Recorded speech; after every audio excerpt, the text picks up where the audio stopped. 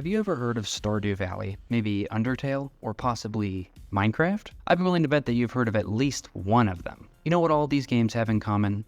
They were all created and originally maintained by just one person. They're what you'd call an indie game. A game made by an independent and small team, or maybe just a single individual. What's a AAA video game?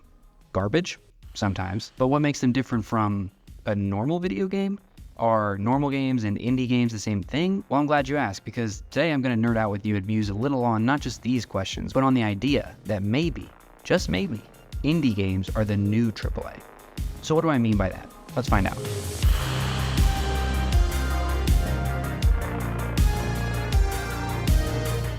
A AAA video game is usually attributed to have a large development team, a substantial budget, and a sizable marketing campaign. Examples include heavy hitters like Starfield, Call of Duty, FIFA, or the up-and-coming Grand Theft Auto 6. Ubisoft would like to have you believe that their Skull and Bones is the first of a new quadruple A category, but I guess the jury's still out on that one. Comparatively, a normal game is one I define as developed by a mid-level studio with less personnel, a smaller budget, and a much less noticeable marketing footprint. Video games aren't exactly a science or an academic expertise, so you'll just have to take my word for that. Examples include games like Tyranny, any Telltale titles, or the Distant World series. For most of the time that the video game industry has been around, normal games have been, well, the norm. Go figure. And AAA titles really began to become prominent around a decade or two ago. For a while, AAA titles were regarded as the peak of achievement in game design. They usually had these stunning graphics and incredible feel to them. Often they had huge world, which smaller studios and individual developers just couldn't dream of making themselves.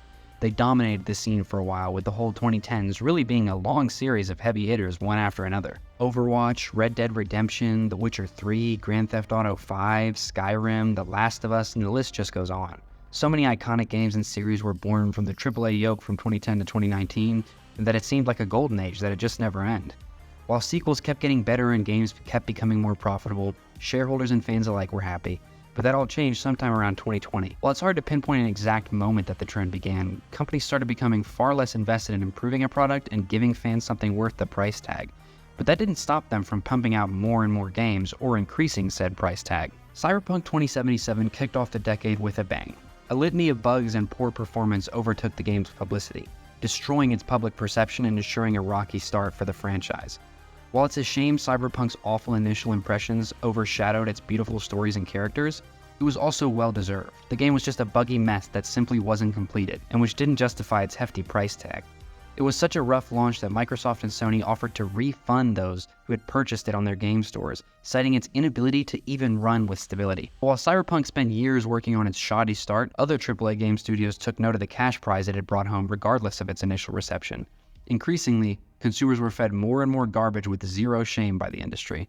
We were blessed with titles like Battlefield 2042, Skull and Bones, or our 23rd Call of Duty installment, more Diablo, and the gift that is Starfield, which by the way has a new bounty mission if you give Bethesda $7. How exciting.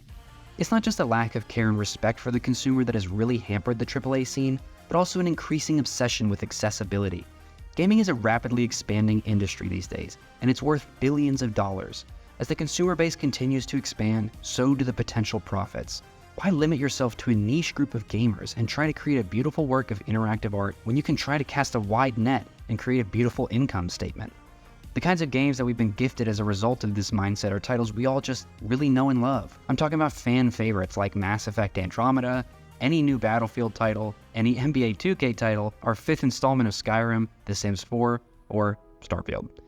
It's clear to see when you pick up any of these that there's a serious level of corporate soullessness which has pervaded every level of decision-making to some degree, or otherwise a complete lack of coordination and care for making a well put together and functioning product. But where did it all go wrong? What separates these more iconic AAA titles from the lower quality ones we see increasingly today? Well, for starters, these games came complete. Once upon a time, game developers simply had to deliver a complete game. I don't just mean that in a snarky way, I mean it was very difficult or even impossible to get an update in before online distribution platforms like Steam became the norm. So making sure the game was wholly complete and as bug-free as possible was simply a necessity. As the internet has become more standard place and involved in the development cycles of games and updates have become easier to push, developers have become increasingly comfortable with releasing a game ripe with issues and bugs, collecting the paycheck immediately before fixing the issues later, if at all. In addition to the attitude of sell now, fix later, big game studios have also become less and less concerned with ratings and reception, and more concerned with profit and growth. When a game like Starfield can rake in hundreds of millions despite its awful reception, who cares if people are upset? If Bethesda can sell this $7 bounty hunter mission, and people actually buy it for some reason, why should they care about quality? It must be fine after all if people keep paying for it. Companies have increasingly stuffed their games full of micro purchases and loot box mechanics, and DLC has become a new industry standard as a result. Lastly, it's worth noting that there's just a general and simple drop across the board in regard to expectations.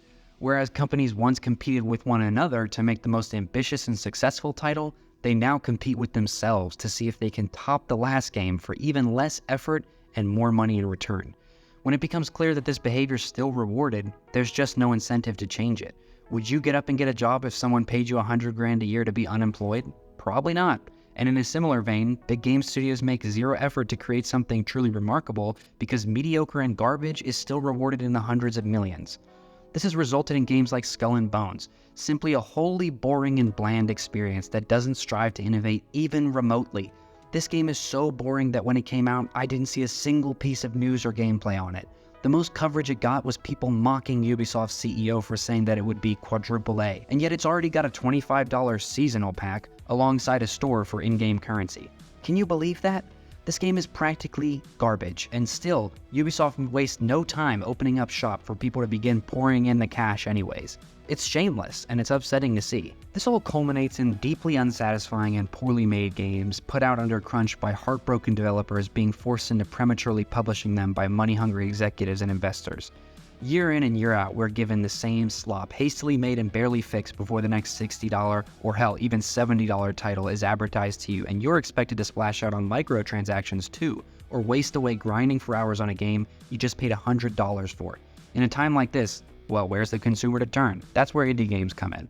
Where the AAA market and the big studios like EA, Activision, and Ubisoft have failed to give the consumer what they want and continue to pump out the same cash grab garbage year in and year out, the little guy lone developer or small team has come in and created some of the biggest and most enjoyable titles of the last several years. Where Starfield fails, Star Sector succeeds. Where you're presented with a soulless and faceless conglomerate anytime that you have a question about an upcoming EA game, you're presented with an entire channel dedicated to directly consuming with the developer of indie games, Songs of Six.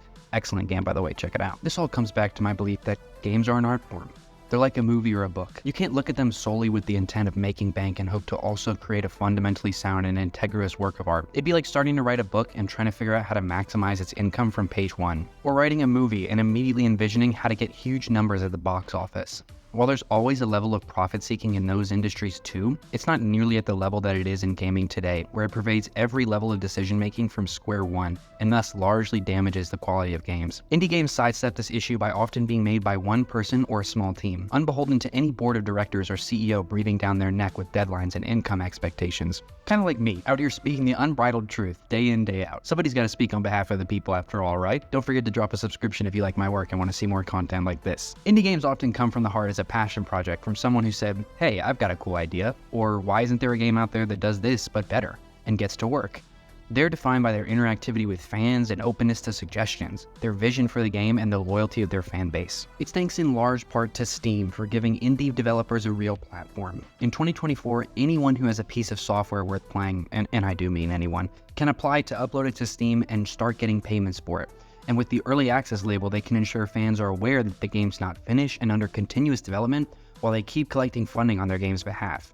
While some less moral actors have used that tag to make excuses for a game not being improved at all for years while they continue to rake in the cash, others have used it to make great progress while keeping expectations at a reasonable level. The result has been an absolute torrent of incredibly visionary and ambitious games. They've emerged as some of the most popular of the last several years, with titles like Palworld and Lethal Company taking the internet by storm, just to name a few. Undertale, Stardew Valley, Hollow Knight, Cuphead, Terraria, Hades, and more. Now me personally, I'm more of a strategy guy. I really enjoy Paradox games, but Paradox isn't an indie company, and the strategy genre is notoriously unfriendly to newcomers or lower quality entries. So what has indie done for my favorite space in gaming, for example? Surprisingly, a lot. Songs of Six is an ambitious medieval fantasy city-state simulator where you can manage an entire city of thousands, institute different policies, create an ethno-state founded on slavery, engage with a robust economy complete with supply and demand logistics, and ultimately craft weaponry and train a military to conquer your foes and collect tax from your new empire. It's also so ambitious and yet functional that I was shocked to learn that only one person created it. The game runs like a dream too, and you can have a city in the thousands before you barely begin to notice any lag. Jake, the developer, is active in Discord and happy to communicate and consider fan suggestions. He's got a roadmap of the game's trajectory and has already completed work on much of it, ensuring a level of transparency and humanity behind the project that you just don't get from teams behind massive AAA titles. Caves of Cut is a roguelike RPG where you can choose from one of several well-developed races of characters, explore a fleshed out and incredibly creative, interesting world, work to improve your character while completing quests and fighting all sorts of crazy entities, and more. The game has been supported for several years and shows no signs of stopping. Supported by a robust and friendly community with a modding scene to boot, Caves of Cut offers hundreds or even thousands of hours of playtime for a paltry $20. Similarly, the cult classic Dwarf Fortress allows you to create a multi-tiered city complete with hundreds of dwarves, all with their own lives, ambitions, histories, and relationships. It simulates a deeply intricate world complete with factions, politics, and endless stories. Developed by only two brothers, Dwarf Fortress continues to improve and is the world's longest continuously developed game ever. The dedication is unreal and the gameplay loop is incredible. Lastly, I want to mention Star Sector. Star Sector is one of my favorite games of all time. In it, you play as a starship captain who is fighting to survive in the ruins of an ultra-advanced galaxy-spanning civilization which collapsed hundreds of years ago and left the Persean sector in a total mess. There are several factions including religious zealots, a mega-corporation, the remnants of a military, and the League of Despots set on maintaining power over their worlds at all costs. Star Sector allows the player to customize their ship's loadouts and has a profoundly satisfying combat system complete with several damage types, counters, and special abilities to make use of. It's the kind of game which, for only a one-time price of $15, offers truly endless entertainment, especially if you include its impressive modding community. And I've only scraped the tip of the iceberg here.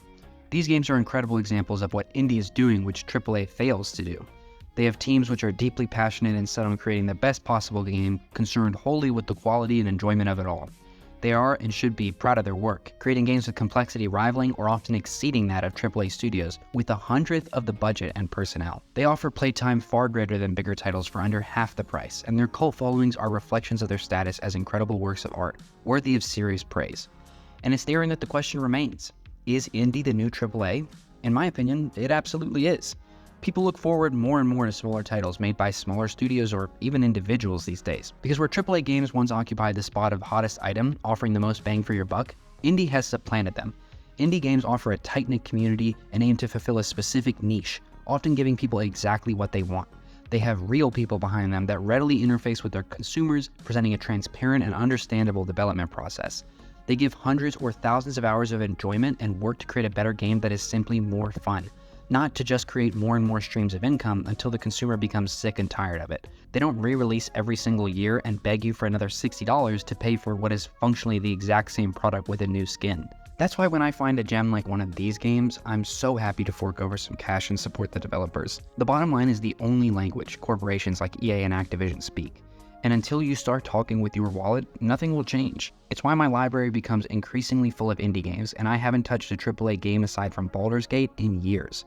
It's why indie is the new AAA. Thanks for watching. If you like this, don't forget to like and subscribe. It helps more than you realize, and I'll be uploading videos very similar to this soon. See ya.